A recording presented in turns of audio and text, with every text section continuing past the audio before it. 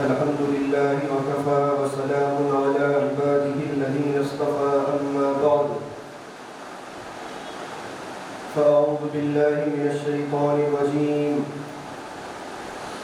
لقد كان لكم في رسول الله أسوة حسنة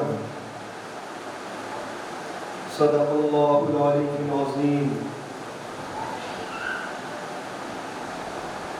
قابل احترام برادران اسلام اور پردہ نشین عزت مآب خواتین اسلام،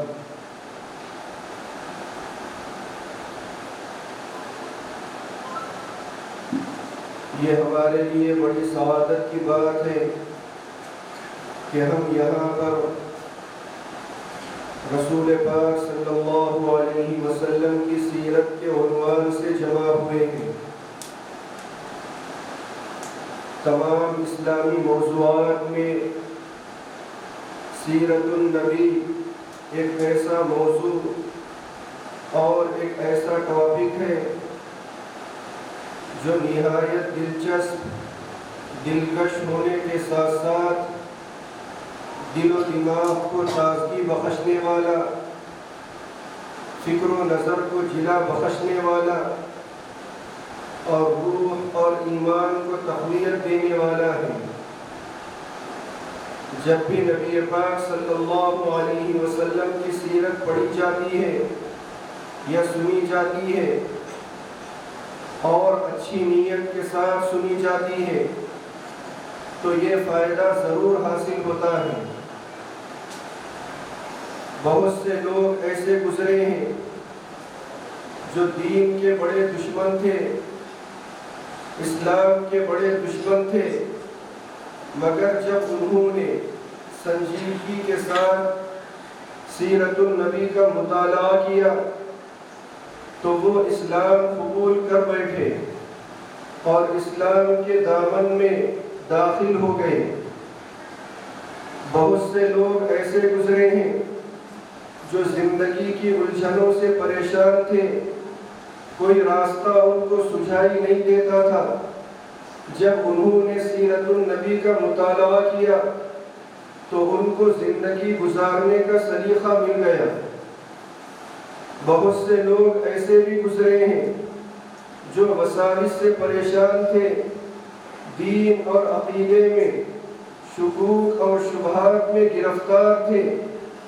ایسے لوگوں نے سیرت النبی کا مطالعہ کیا تو ان کی دل کی دنیا تبدیل ہو گئی اور ان کے دل میں ایمان اور یقین راسخ ہو گیا، مضبوط ہو گیا۔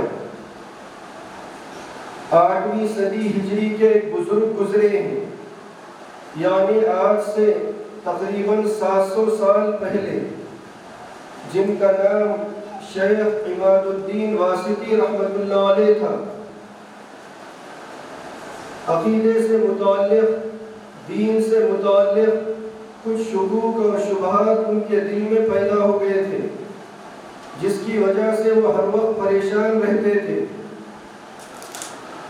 تو ان کو خیال آیا کہ اس وقت کے سب سے بڑے امام شیخ الاسلام علامہ ابن تیمیہ رحمۃ اللہ علیہ ہیں، ان کی خدمت میں جانا چاہیے اور اپنی جو بیماری ہے، اپنی جو پریشانی ہے، اس کا علاج کرنا چاہیے۔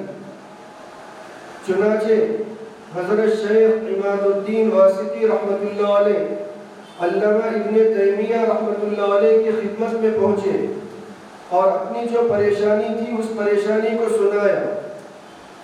تو حضرت شیخ الاسلام رحمۃ اللہ علیہ نے ان کو مشورہ دیا کہ آپ سیرت النبی کا مطالعہ کیجیے۔ چنانچہ حضرت شیخ عماد الدین واسطی رحمۃ اللہ علیہ فرماتے ہیں، میں نے اس کے بعد بڑی جستجو کے ساتھ، بڑی سنجیدگی کے ساتھ سیرت النبی کا مطالعہ کیا، اور اللہ تبارک و تعالیٰ کا احسان ہے کہ اللہ تبارک و تعالیٰ نے میرے دل کی دنیا کو تبدیل کر دیا اور سارے شکوک و شبہات دور ہو گئے اور دل یقین کی کیفیت کے ساتھ معمور ہو گیا، آباد ہو گیا۔ تو اللہ کے رسول صلی اللہ علیہ وسلم کی سیرت میں یہ تاثیر ہے۔ ہر انسان کو، ہر مسلمان کو اللہ کے رسول صلی اللہ علیہ وسلم کی سیرت سے واقف ہونا چاہیے۔ آج ہماری صورتحال یہ ہے کہ ہم کو سیرت کی بعض موٹی موٹی باتوں کا بھی علم نہیں ہے، نہ ہم کو اس کا کوئی علم ہے اور نہ ہی ہم اپنے بچوں کو اس سے واقف کرواتے ہیں۔ یہ بڑی افسوسناک صورتحال ہے۔ ایسے ماحول میں الحمدللہ اس ادارے کے تحت ایسے پروگرام کروائے جاتے ہیں اور ایسے کوئز منعقد کروائے جاتے ہیں جس سے عام مسلمانوں کو فائدہ ہوتا ہے۔ جو حضرات اس سلسلے سے وابستہ ہو جاتے ہیں ان کو سیرت سے متعلق ضروری معلومات حاصل ہو جاتی ہیں اور ان کے اندر ایک شوق پیدا ہو جاتا ہے۔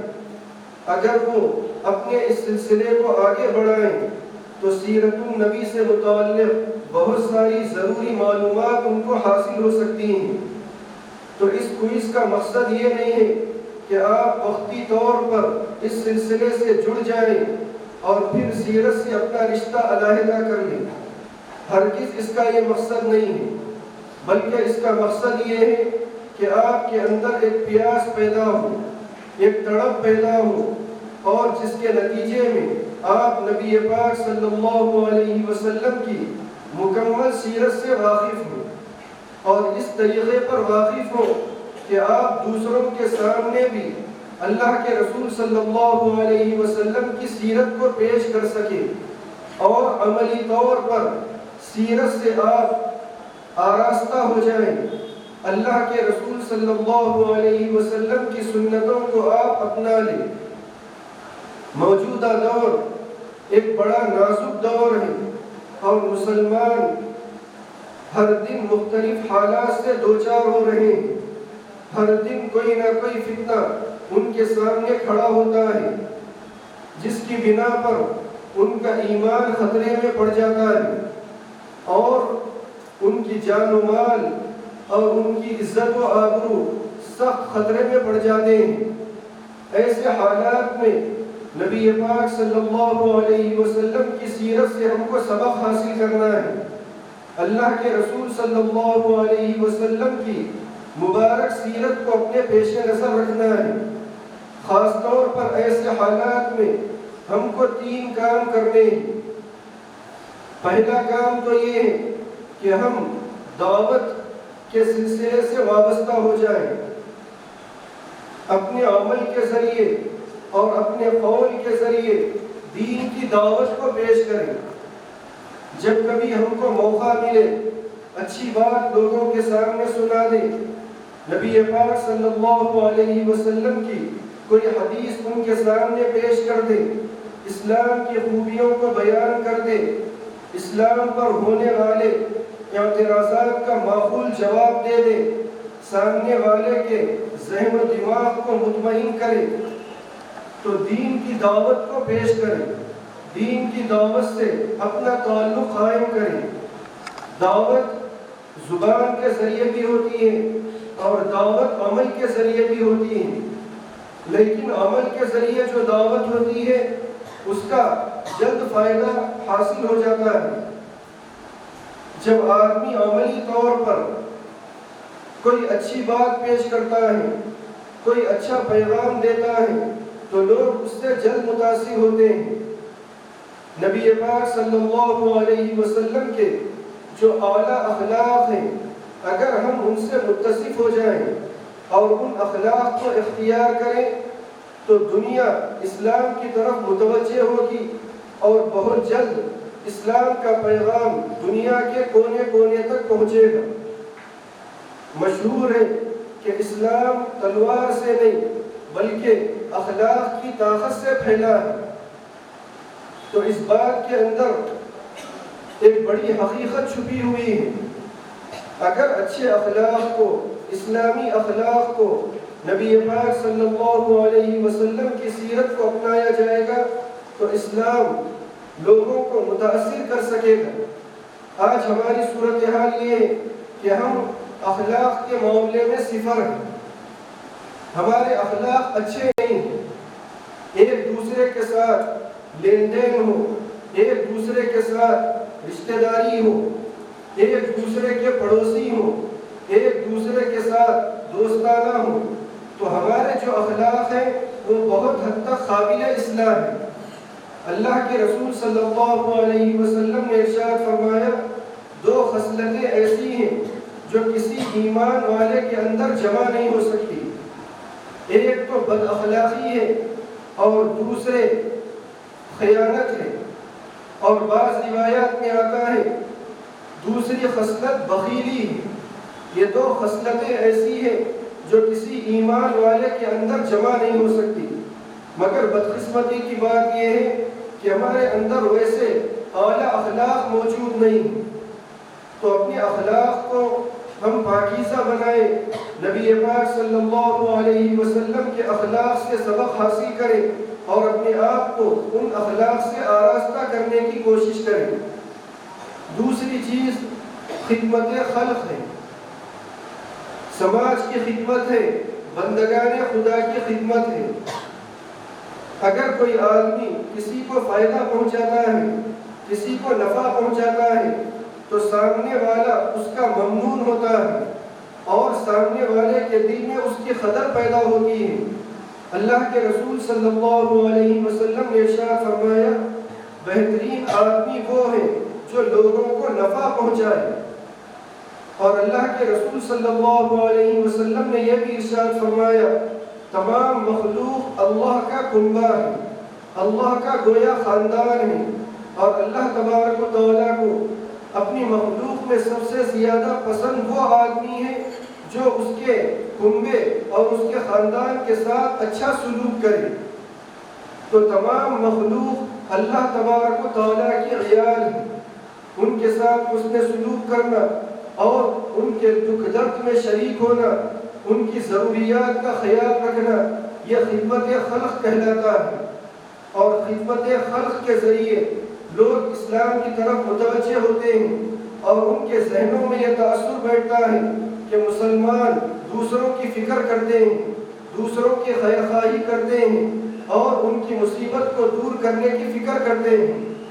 اللہ کے رسول صلی اللہ علیہ وسلم نے یہ بھی ارشاد فرمایا کہ جو آدمی کسی مسلمان کی ضرورت کو پوری کرتا ہے تو وہ گویا ایسا ہے جیسے اس نے زندگی بھر اللہ کی خدمت کی ہے۔ تو خدمت خلق ایک اہم ترین شعبہ ہے جس کے ذریعے سے ہم اسلام کا صحیح طور پر لوگوں کے سامنے تعارف پیش کر سکتے ہیں اور اسلام کے تعلق سے پائی جانے والی غلط فہمیوں کو دور کر سکتے ہیں۔ اور تیسری چیز ہے وحدت، یعنی اپنی صفوں میں اتحاد رکھنا۔ تمام مسلمان آپس میں ایک دوسرے کے بھائی ہیں، انما المؤمنون اخوہ، تمام ایمان والے آپس میں ایک دوسرے کے بھائی ہیں۔ اور نبی پاک صلی اللہ علیہ وسلم نے تمام مسلمانوں کو جسد واحد کی طرح بتایا ہے، یعنی تمام مسلمان ایک جسم، ایک دھڑ کی طرح ہے۔ جسم کے اگر کسی ایک حصے میں کوئی تکلیف پہنچتی ہے تو پورا جسم بے قرار ہو جاتا ہے اور پورے جسم کو اس تکلیف کا احساس ہوتا ہے۔ تو اتحاد اور ایک دوسرے کے ساتھ اچھے تعلقات یہ اس وقت کا ایک اہم ترین تقاضا ہے۔ ہماری صفوں میں اتحاد نہیں ہے اور ہمارے خاندانوں میں اتحاد نہیں ہے، ہماری تنظیموں میں اتحاد نہیں ہے، جس کی وجہ سے ہماری قوت بکھر کر رہ گئی ہے۔ تو متحد ہونا اور اختلافات کو نظر انداز کرنا، جھگڑوں کا خاتمہ کرنا، یہ بھی سیرت النبی سے ہم کو ایک پیغام ملتا ہے۔ اللہ کے رسول صلی اللہ علیہ وسلم نے ارشاد فرمایا، آپس کے جھگڑے یہ دین کو مٹا دیتے ہیں، اس طرح مٹا دیتے ہیں جس طرح اس طرح کے ذریعے بالوں کو صاف کر دیا جاتا ہے، تو نیکیاں اور دین اس سے مٹ جاتا ہے۔ تو ہمارے معاشرے میں اور ہمارے خاندانوں میں اگر کوئی جھگڑے ہیں تو ان جھگڑوں کو فوری طور پر ختم کرنا چاہیے اور اتحاد کی ایک فضا قائم کرنی چاہیے۔ تو بہرحال موجودہ دور میں اگر مسلمان ان تین چیزوں کو اختیار کرے، ایک تو دین کی دعوت ہے اور دوسرے بندگان خدا کی خدمت ہے، اور تیسرے اپنی صفوں میں اتحاد ہے۔ ان 3 چیزوں کو اگر اختیار کریں تو ہم اپنی جگہ محفوظ بھی رہ سکتے ہیں اور دین اسلام کے پیغام کو صحیح طور پر دنیا کے سامنے پیش بھی کر سکتے ہیں۔ اللہ تبارک و تعالی ان باتوں پر عمل کرنے کی ہم سب کو توفیق عطا فرمائے۔ وآخر دعوانا ان الحمد للہ رب العالمین۔